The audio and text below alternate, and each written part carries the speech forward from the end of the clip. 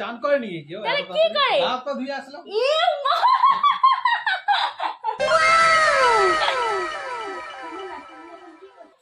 দাড়ি কাটছি।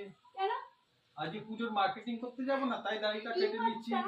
হ্যাঁ শাড়ি কিনে দেবে? হ্যাঁ বলো না। হ্যাঁ কিনে দেবো। কেমন শাড়ি কিনে দেবে? যেটা দেখবে ভালো লাগবে। আমি দাড়িটা তো কেটে নি আগে। আচ্ছা তাড়াতাড়ি কাটো দাড়িটা। বলো না কখন যাবে? এই দুপুরে খেয়ে দুপুর নিয়ে কটার সময় যাবে? ওই 4টে 4:30টার সময় যাবো। 4টে 4:30টার সময় যাবো। মার্কেটিং করতে যাবো। ধুয়ে আসি।